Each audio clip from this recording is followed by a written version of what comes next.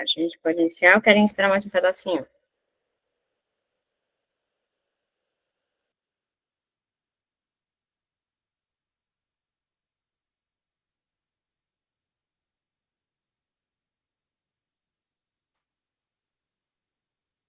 Beleza. Então vamos, né? Quem tá aí para gravar já tá com tudo em ordem?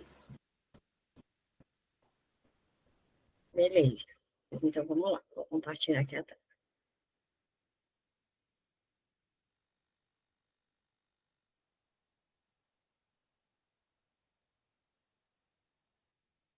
Vocês estão vendo minha tela direitinho? Beleza. Então vamos lá, gente. Boa noite, né? Eu me chamo Lília, sou aluna do S5, colega de vocês. E hoje a gente vai falar um pouquinho sobre os AINES. Uma aula bem gostosinha, bem fácil. Espero que a gente não... Se vocês tiverem qualquer dúvida, pode abrir o microfone, pode colocar no chat, que eu também estou com outro dispositivo aqui aberto, para conseguir ver, tá? Para começar os nossos objetivos, a gente vai falar primeiro sobre o processo inflamatório em si, então eu vou pincelar para vocês um pouco do que é o processo inflamatório, depois a gente vai entender propriamente o mecanismo dos AINES, e por fim os efeitos esperados e os efeitos colaterais que a gente pode encontrar pelo uso dessa medicação, certo? Então, o que é o processo inflamatório, né? Vamos imaginar que acontece um trauma ou um patógeno, a pessoa fica doente, enfim, se queimou, alguma coisa aconteceu que houve um dano no tecido. E aí, algo fisiológico acontece no nosso corpo, então algo normal, algo natural, uma resposta normal acontece, que é uma inflamação, né? E aí o organismo mesmo vai cuidar de produzir enzimas e citocinas para tentar expulsar aquele evento que está causando o dano e, futuramente, reparar o tecido. Então, o processo inflamatório é algo fisiológico, é algo normal, né? Uma proteção do nosso tecido, qualquer que seja o tecido do corpo, contra um dano, né? Contra uma lesão.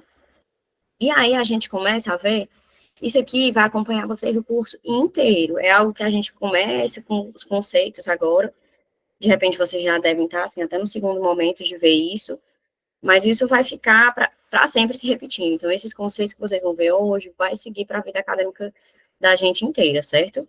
Então, o processo inflamatório vai ter aquela cascata, então, são uma série de sinais que são dados a nível celular, que vai gerar uma clínica, né? Então, o paciente vai apresentar calor, rubor, né? Então, a pele pode ficar avermelhada, pode ter um edema, então ele pode inchar, vai cursar também com dor, e pode acontecer em casos mais graves perda de função. Então, esses são os 5 sinais cardinais da inflamação. É algo que a gente vai bater o olho e a gente vai ver que aquilo ali está inflamado e vai conseguir ter uma conduta diante daquilo para aliviar a dor do nosso paciente, aquela situação do nosso paciente, certo? Então, os processos inflamatórios, para eles acontecerem, eles vão precisar de muitos fatores, né? Então, são enzimas, são proteínas, que são liberadas e são chamadas de mediadores inflamatórios. Então, diante de uma lesão, vão existir mediadores inflamatórios que vão estar ali prontos para agir, que já estão nas células, na própria célula, em grânulos, que na hora que entram em contato com um alérgeno ou com um estímulo, eles vão simplesmente ser liberados, e aí vão ter uma ação mais local. Esses mediadores são chamados de mediadores pré-formados, e chamamos grânulos secretores das células. E aí pode ser, como exemplo, histamina, serotonina, enzimas lisossomais, elas vão ser simplesmente liberadas, já estavam ali prontas na célula.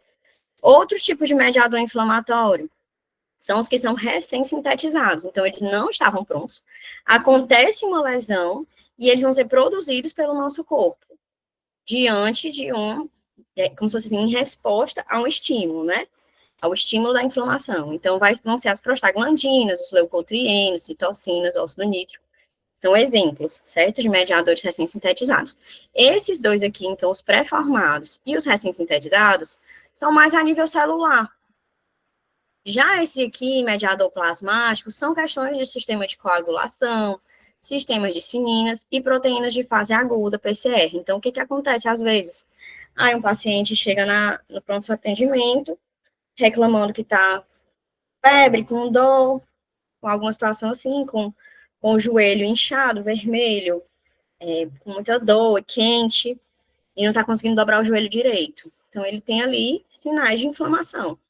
E alguns mediadores foram liberados ali naquele tecido que estão promovendo essa resposta inflamatória nele. Quando a gente faz um exame de sangue, às vezes a gente pede o PCR e lá o PCR vai estar alterado, vai estar alto, indicando um processo inflamatório. Então, o PCR é um mediador plasmático que vai indicar esse processo inflamatório.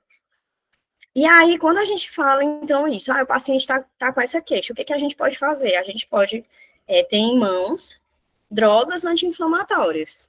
As drogas anti-inflamatórias são aquelas drogas que vão agir contra algo fisiológico do nosso corpo. Então, assim, o corpo está lá, produzindo citocinas, produzindo prostaglandinas.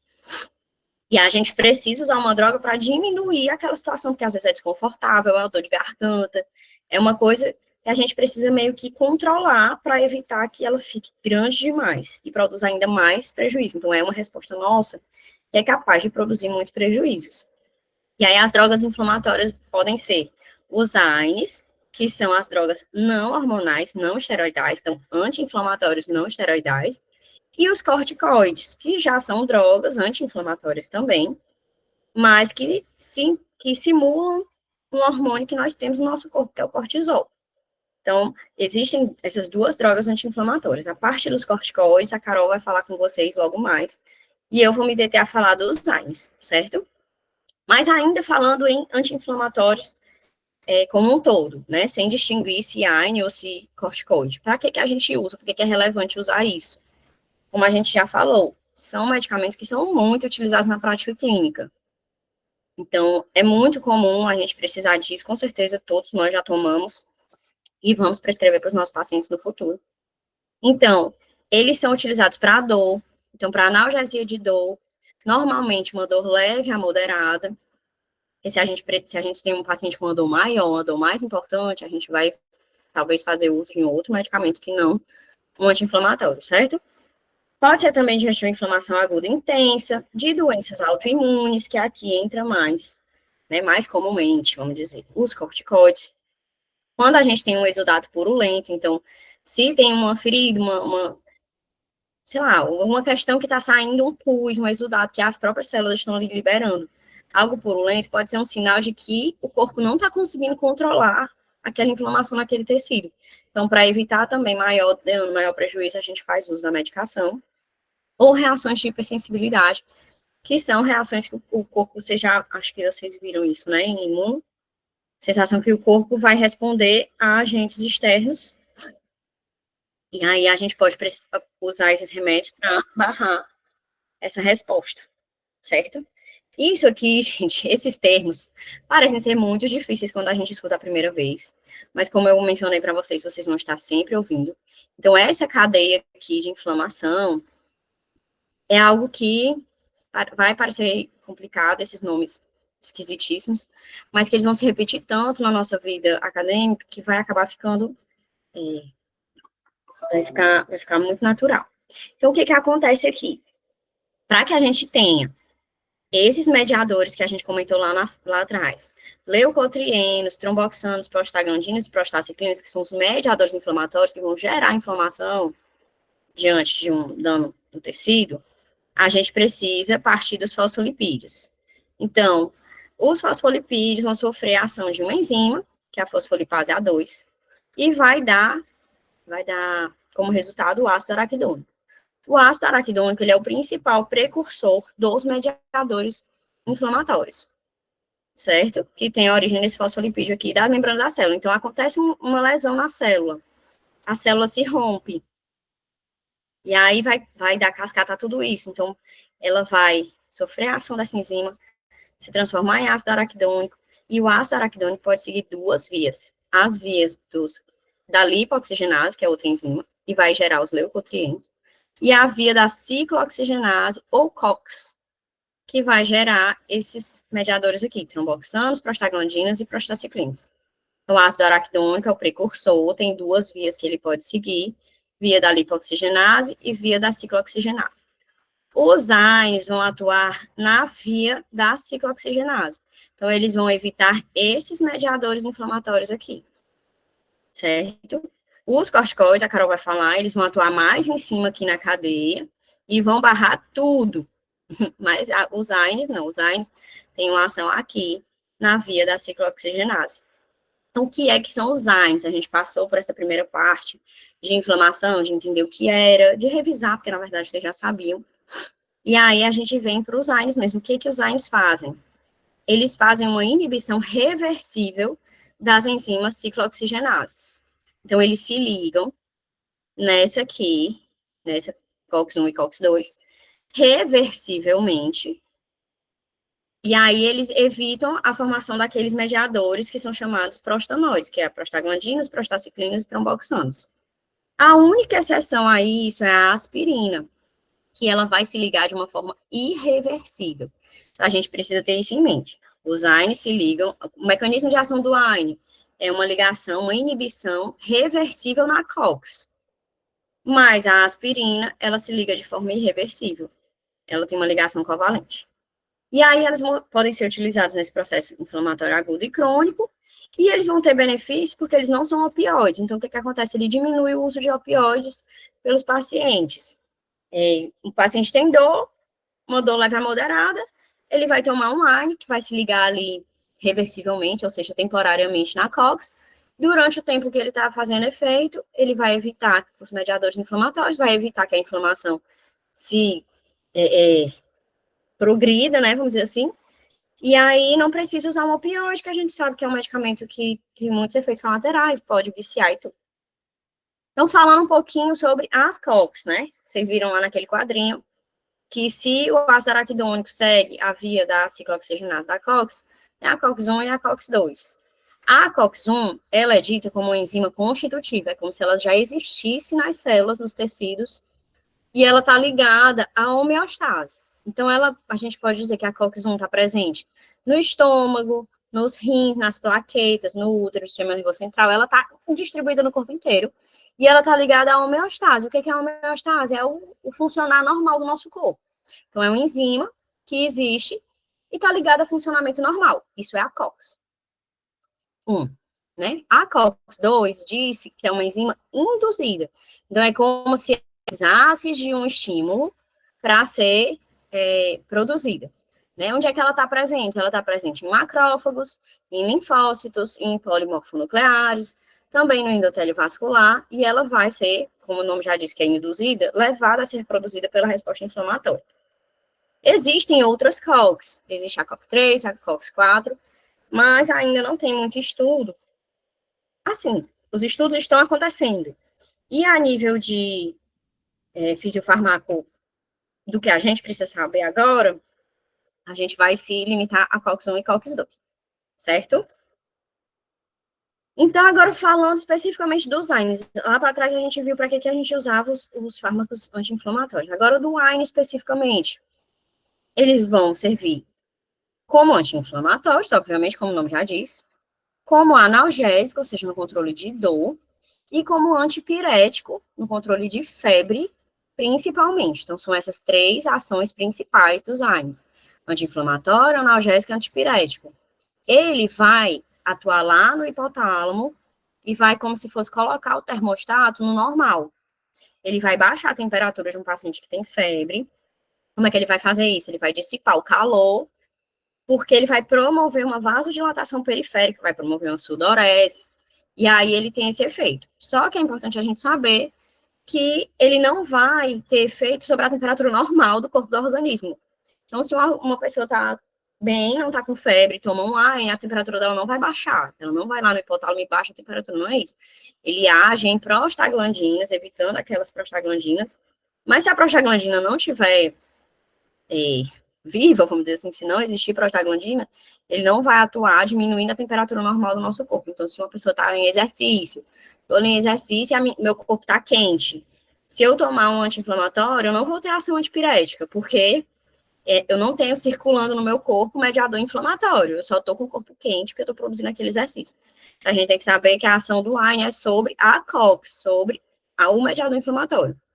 Outro efeito do AINE esse antitrombótico.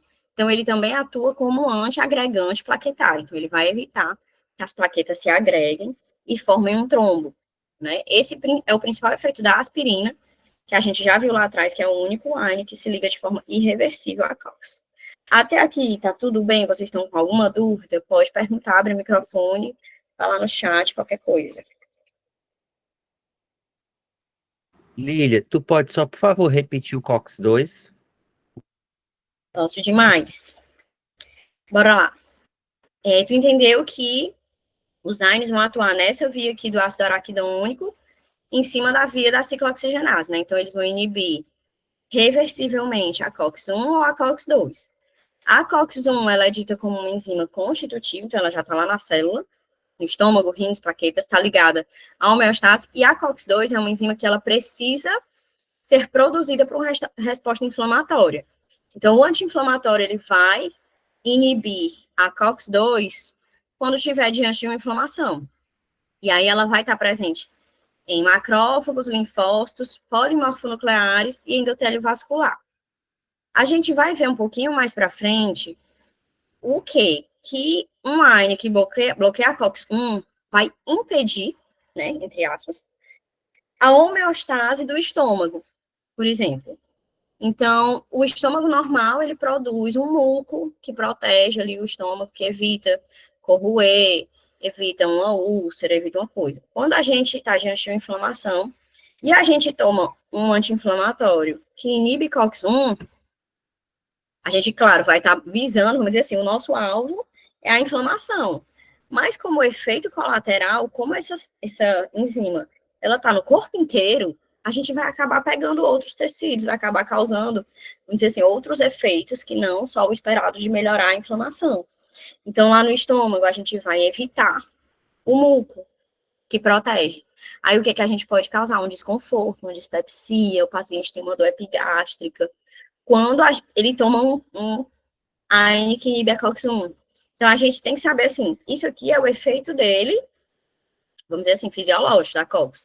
Quando a gente vai lá, toma uma medicação que inibe ela, a gente vai meio que fazer com que ela não esteja em homeostase, né? Quebrar a homeostase daquela enzima, porque a gente está combatendo outra coisa em outro lugar do corpo. Né? A COX-2, ela é uma enzima dita induzida, ela pode ser levada a ser ela vai ser levada pela resposta inflamatória e ela está presente nessas células aqui. Mas, igualmente, se a gente inibir a COX-2, a gente vai gerar efeito nessas células e na inflamação que a gente está buscando. A gente vai ver depois que já tem estudos que questionam a COX-2 ser uma enzima induzida mesmo. Mas são cenas dos próximos capítulos, aguarda aí. Deu certo, entendeu? Deu certo, obrigado. Tá. Lília, esses 3 pontos, inflamação, analgésicos, antipiréticos, eles estão marcados por serem mais relevantes, mais importantes? Sim, são, vamos dizer assim, as 3 principais indicações do uso de AINES. Então, o nosso paciente lá vai ter principalmente essas 3 questões aqui. Ou ele vai estar com inflamação, ou ele vai estar com dor, ou vai estar com febre. Às vezes as 3 coisas juntas, às vezes só 2 coisas. Às vezes pode estar com uma dor de cabeça e com febre, e a gente não sabe qual é o lugar da inflamação. Ou ainda não deu tempo de a inflamação ser gerada, mas ele está sentindo dor.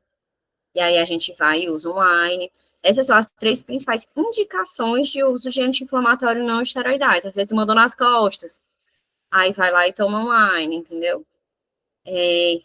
Mas a gente também tem que considerar que a dipirona, tá aqui, a dipirona não, desculpa, o ácido acetilsalicílico, né, o AS, tá aqui como efeito antitrombótico, que ele é um AINE, mas ele vai atuar principalmente evitando a agregação plaquetária. Beleza? Valeu. Então, gente, a gente vai falar um pouquinho sobre os medicamentos, lembrando das COX que a gente falou um pouco para trás. Então, quando a gente vê aqui, ó, inibidores seletivos de COX-1. Lembra lá que a COX-1 era aquela constitutiva que estava no estômago, nos rins, nas plaquetas, chamando nervoso central e no corpo todo, buscando a homeostase? Quando a gente toma um medicamento que ele é inibidor seletivo de COX-1, ele vai fazer vai agir ok contra aqueles mediadores inflamatórios, prostaciclinas, prostaglandinas e tromboxanos, mas ele também vai agir em uma célula normal, né, no tecido normal. Então, ele vai gerar, como um todo, efeitos colaterais. Então, quando a gente usa o AS, que em baixas doses vai ter efeito de antiagregante plaquetário, lembrando que ele é o que se liga de forma irreversível. Usar ele de um uso prolongado pode levar a problemas gastrointestinais. Por quê? Porque ele vai justamente impedir aquela produção do muco que protege o estômago do paciente. Normalmente, que faz uso crônico, né, uso longo de aspirina, ele toma junto com o omeprazol, um pantoprazol, um protetor gástrico, um inibidor de bomba de próton, porque aí ele evita um dano gastrointestinal, porque ele inibe uma enzima que está funcionando normalmente lá no estômago, certo? Então, um exemplo de inibidor seletivo de COX-1 que a gente vai ter é o AS. Já um inibidor não seletivo de COX-1, o que isso quer dizer? Que ele vai inibir a COX-1, mas também vai acabar inibindo alguma coisa da COX-2. Então, são, como exemplo, aspirina em altas doses, porque a aspirina aqui, ela é dose dependente. Então, se ela é em baixas doses, ela vai funcionar como antiagregante plaquetário, que é o uso principal da aspirina. Mas se a gente der em altas doses, ele vai ter um efeito anti-inflamatório e antipirético. Mas aí vai ter aqueles efeitos colaterais, né? Principalmente gastrointestinais, náusea, vômitos, mas também pode ter efeito no rim, pode ter efeito em outras partes do corpo. Esse uso aqui, em altas doses de aspirina, não é o mais comum, mas existe, é bom a gente saber. Outro exemplo, indometacina. Ela pode provocar o quê como efeito colateral? Uma insuficiência renal importante. Então, ela vai atuar lá na COX, mas também na COX-2, e a célula está lá, e ela vai impedir a homeostase normal, então pode provocar uma injúria renal. Outro exemplo, piroxicam, outro exemplo de diclofenaco. O diclofenaco, ele tem uma ótima ação analgésica, antipirética e anti-inflamatória. Então, é um exemplo de fármaco que tem boa ação no que ele se propõe a fazer. E o ibuprofeno é importante a gente lembrar, ele é muito seguro no uso em crianças.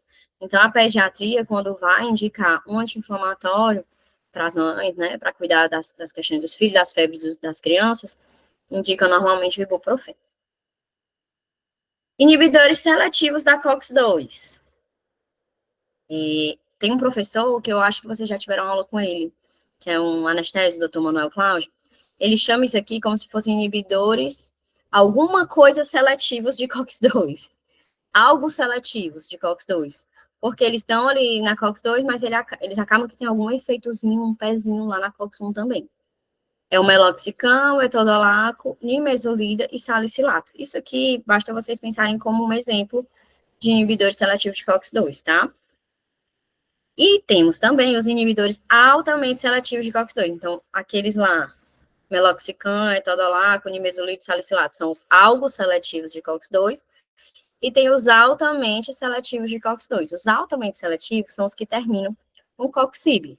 O heterocoxib, rofecoxib, esses medicamentos, quando eles foram criados no laboratório, eles pareciam maravilhosos. Por quê? Vão inibir uma enzima que é, entre aspas, induzida, não vão ter efeito na COX-1, que é aquela que está ligada à homeostase, que é uma enzima constitutiva, uma enzima que está em várias células, então ele não vai ter aquele rumo de efeito colateral no estômago, nas plaquetas, nos rins. Então ele parecia super promissor. Só que nos testes, eles foram vendo que muitos pacientes vinham apresentando um risco cardiovascular muito grande, alguns vieram a óbito.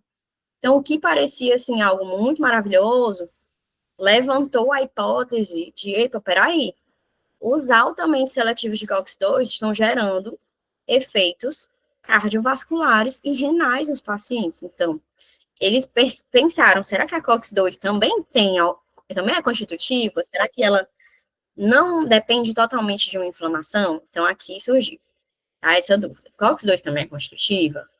Então, viu-se que os altamente seletivos de COX-2, eles têm um efeito deletério no sistema cardiovascular, eles aumentam o risco de infarto agudo do miocárdio, aumentam o risco de AVC Então, pacientes cardiopatas, pacientes doente renal crônico, paciente com histórico de AVC, não está indicado esses coxibes. Então, quando a gente for fazer a anamnese lá dos pacientes, a gente tem que perguntar, né? E tem histórico na sua família? Você já teve isso antes?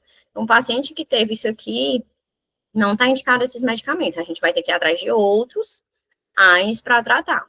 E por que que ele causa tudo isso? Porque lá na cadeia do ácido araquidônico, que ele bloqueia a COX, ele não vai bloquear o tromboxano, mas ele vai bloquear o efeito benéfico da prostaciclina. Então, é assim, basta a gente saber que os inibidores altamente seletivos de COX-2 têm um efeito colateral cardiovascular. Então, como o da COX-1 tem um efeito importante no estômago, que vai gerar dispepsia, dor no estômago, epigastralgia, essas coisas, o da COX-2 vai ter um efeito ruim, deletério, para o sistema cardiovascular. Beleza? Digam aí se tá tudo bem até aqui.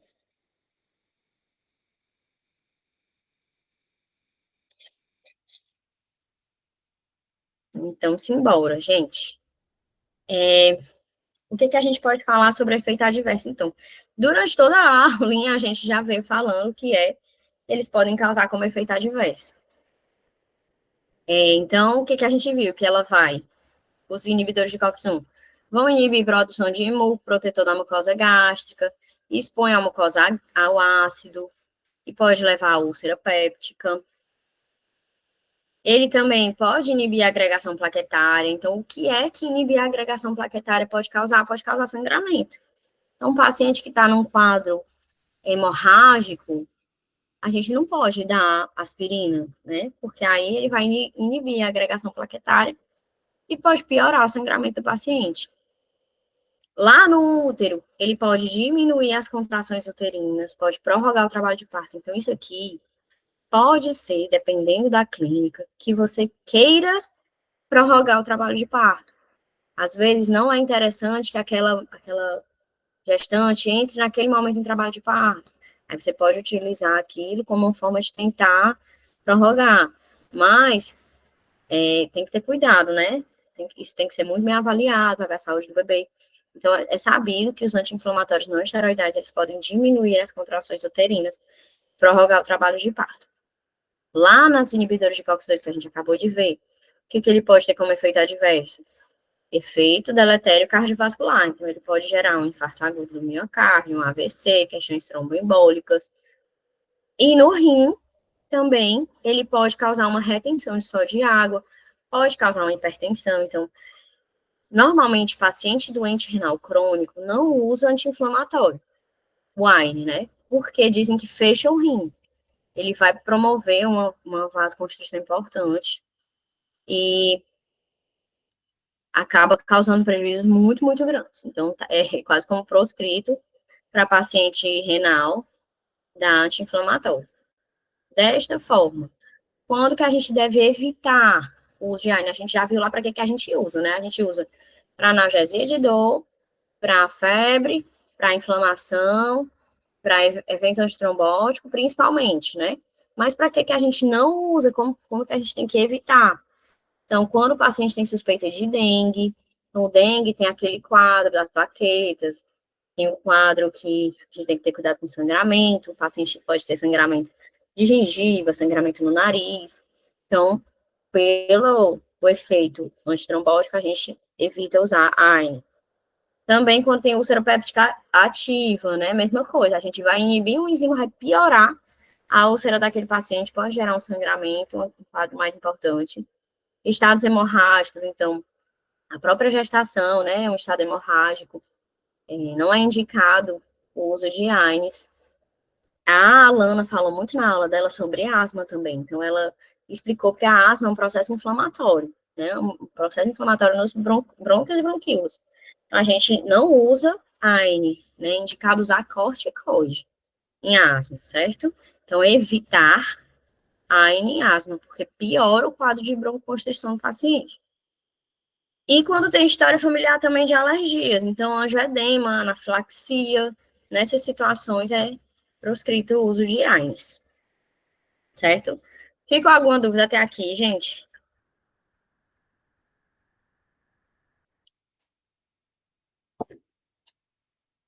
Eu comentei com vocês que essa aulinha era bem gostosa, bem curta.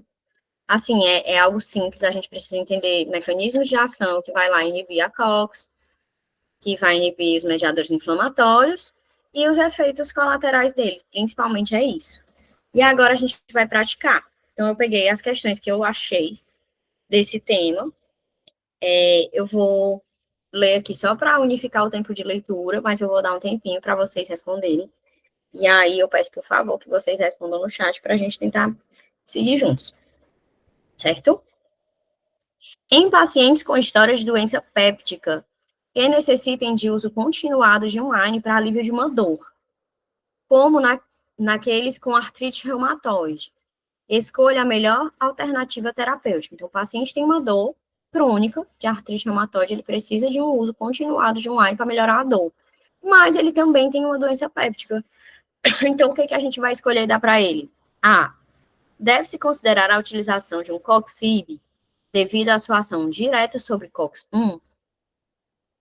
Deve-se utilizar os coxibs, que são anti-inflamatórios muito seguros, pois não atuam na COX-1, não provocam lesão na mucosa gástrica e nem apresentam risco cardiovascular. C. Deve-se considerar a opção de utilizar um medicamento gastroprotetor combinado a um anti-inflamatório. D. Deve-se considerar a opção de utilizar um medicamento glicocorticoide combinado com um anti-inflamatório. E deve-se orientar o uso de nimesulida e meloxicam, que são inibidores seletivos de COX-2, mas também apresentam ação sobre COX-1. E aí, o que vocês acham? Vou dar alguns segundos.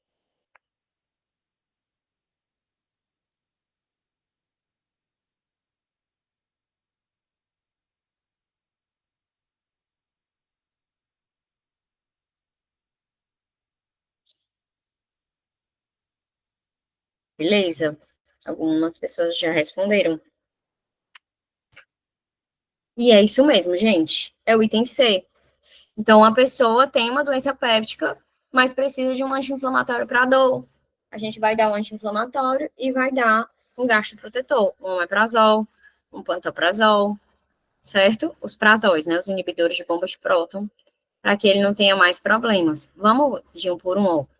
Deve-se considerar a utilização de um coxib devido à sua ação direta sobre COX-1. A gente viu que os que terminam com coxib, eles são altamente seletivos de COX-2. Então, essa está errada.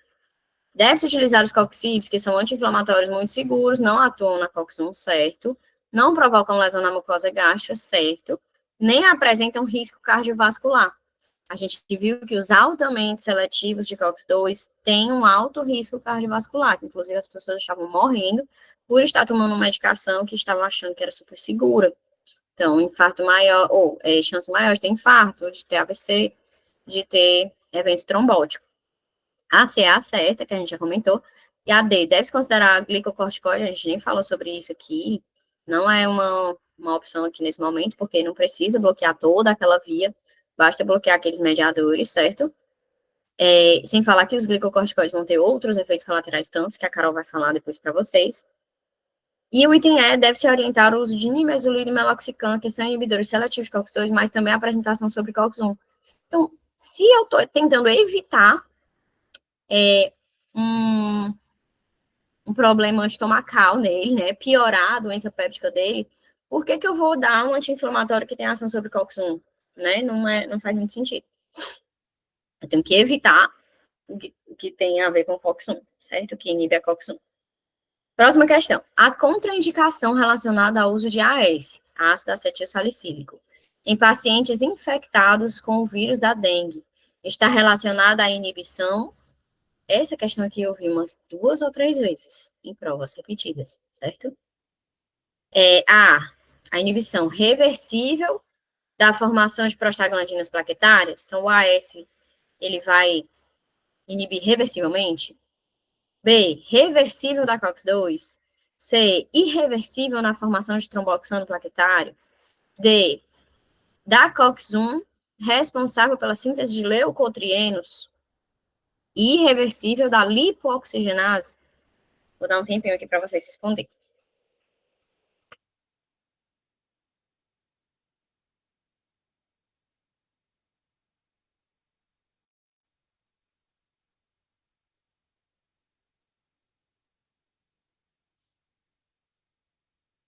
E aí, para ajudar a responder, eu vou voltar lá nas vias. Essa. Arrasaram, meninas, é isso mesmo? Ou ele fala em algum item que ele vai bloquear a lipoxigenase dos leucotrienos. Então, aqui, nessa via aqui, a AINE não atua, certo, gente? Os AINES vão atuar nessa via aqui, da ciclooxigenase. Então, sempre que falar em lipoxigenase, leucotrienos, não tem nada a ver com AINE.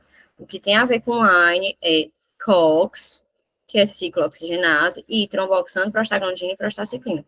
Essa via aqui do ácido araquidônico é a que é inibida por AINE, desculpa. Então, vamos lá, volta para a questão.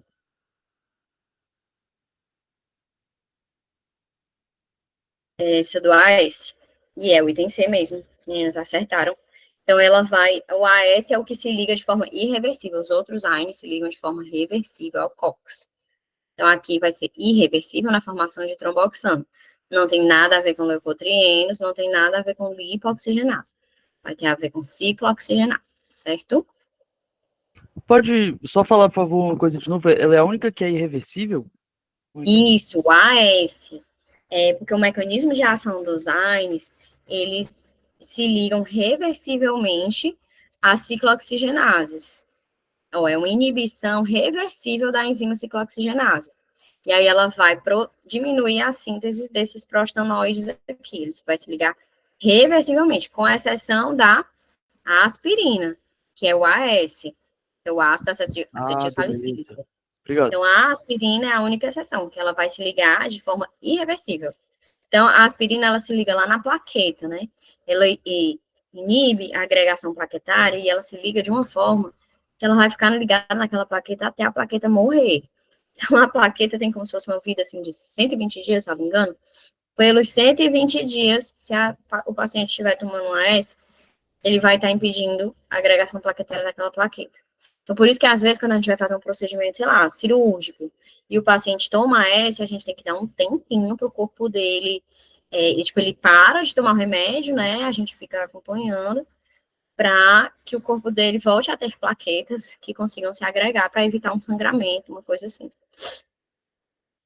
Porque ele se liga naquela plaqueta até a plaqueta morrer. Então, é irreversível. Mas os AINES, o mecanismo de ação dos AINES, é uma ligação reversível da COX, em regra, né? Maravilha, obrigado. Bora, próxima questão. Os anti-inflamatórios não esteroidais, AINES, possuem uso amplamente difundido ao redor do mundo, principalmente para o tratamento de dor nos processos inflamatórios agudos e crônicos, causando analgesia e agindo como antipirético. Sobre este aspecto, considere as alternativas a seguir sobre a ação dos AINES. 1. Os inibidores seletivos de COX-2, além de inibirem a ciclooxigenase, também apresentam ação sobre a lipoxigenase, aumentando a sua eficácia terapêutica. 2. A nimesulida e o meloxicam são inibidores seletivos de COX, mas também apresentam ação sobre COX-1. 3. A inibição de COX-1 pelos AINES não seletivos apresenta como principal efeito adverso lesão à mucosa gástrica pela inibição do PGI2 e PGE2. E 4. Os coxibes são anti-inflamatórios muito seguros, pois não atuam na COX-1, não provocam lesão de mucosa gástrica e nem apresentam risco cardiovascular. E vem substituindo os AINES tradicionais. É correto afirmar o que se afirma em... Não tem tempinho aí para vocês lerem, ou para vocês responderem.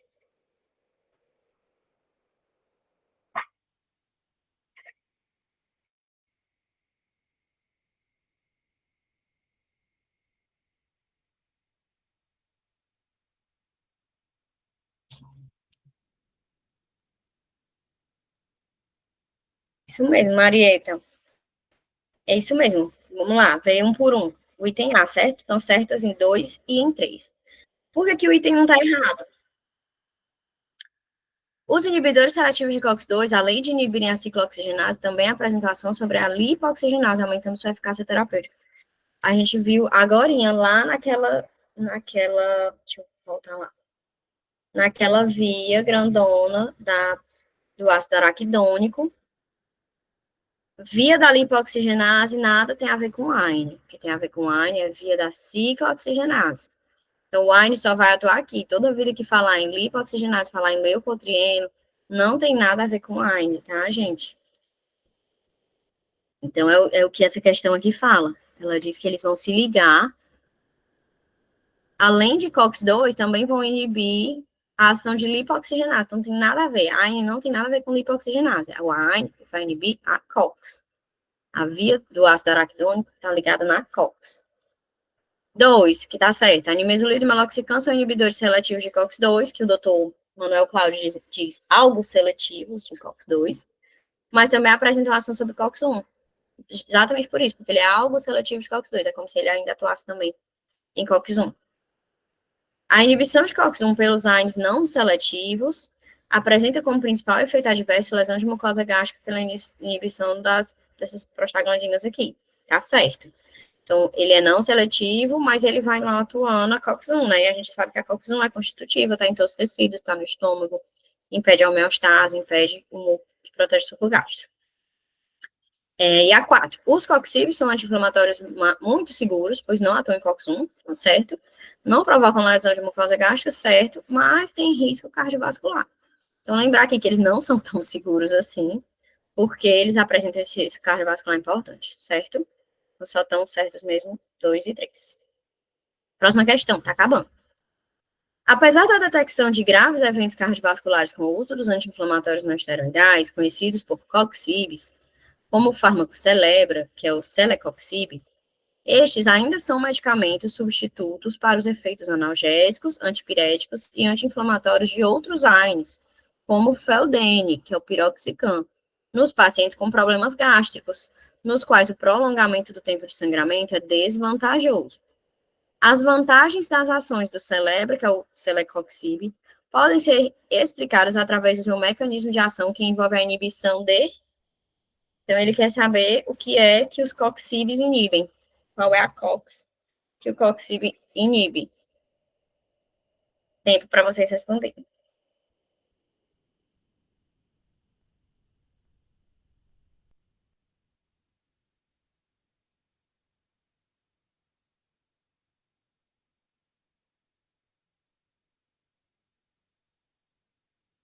Depois tu poderia revisar essa parte novamente, por favor? Claro, tu diz das inibições. É do Coxib, isso mesmo, do Coxib e tal, porque eu tinha marcado um errado aqui, eu tinha errado essa questão. Certo.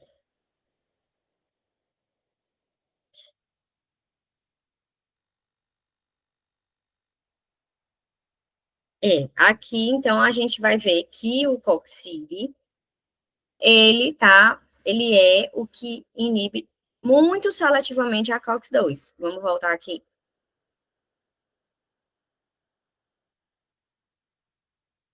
Os altamente seletivos de COX-2 são os coxibes, são aqueles que pareciam muito promissores, que não iam pegar em nada a COX-1, que não era o algo seletivo de COX-2, porque o algo seletivo de COX-2 ainda pega alguma coisa de COX-1.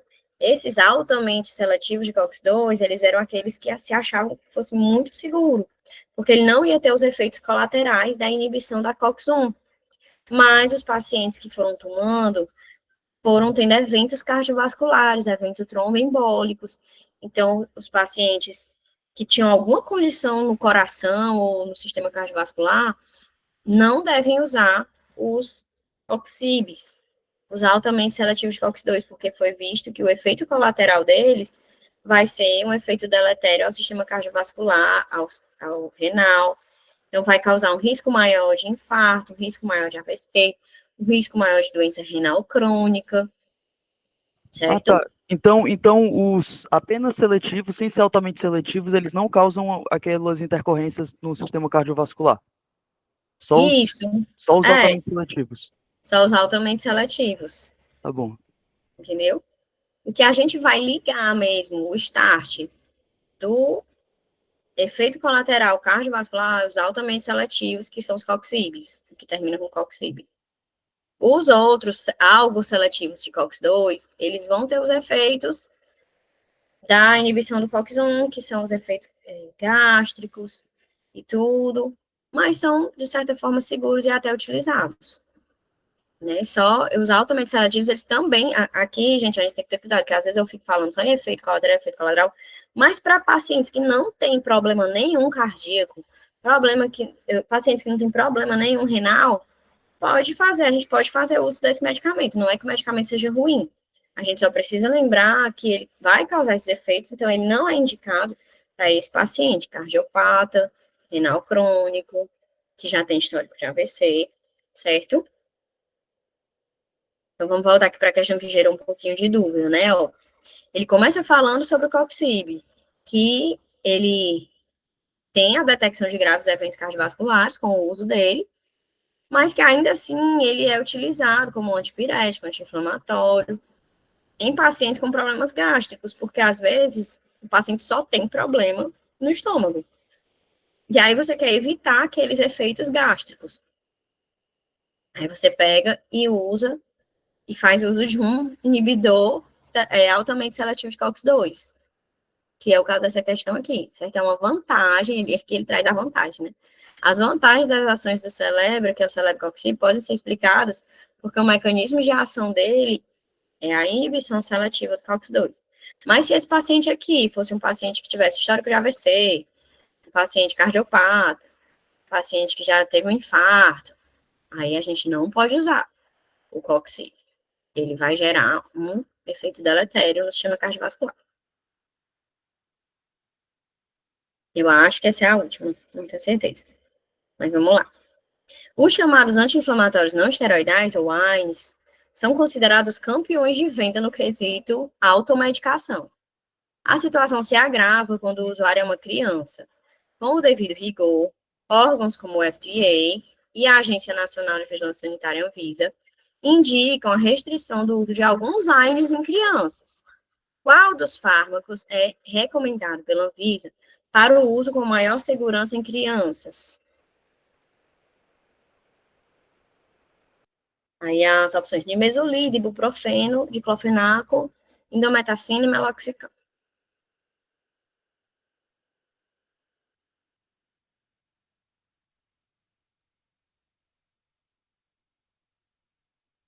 Vinícius já respondeu. Isso.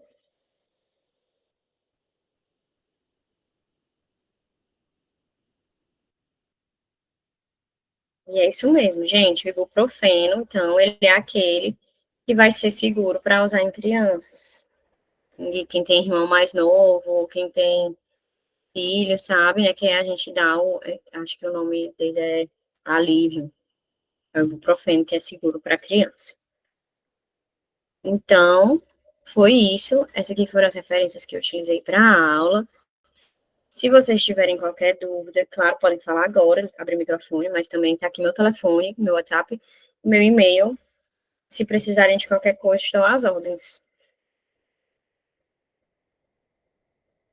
Ficou alguma dúvida, gente? Lembrando que a Carol vai falar agora, a gente vai dar só um intervalozinho para uma água, um lanche rápido. Acho que ela está aqui na sala já e vai compartilhar com vocês a aula de corticoides, tá? Boa noite, gente. Estou aqui já. Vou dar uns 2 minutinhos, tá? Para todo mundo respirar um pouco. Lília, tu faz um favor para mim. Diga, amor. Envia para as líderes meus slides, eu te mandei agora no WhatsApp.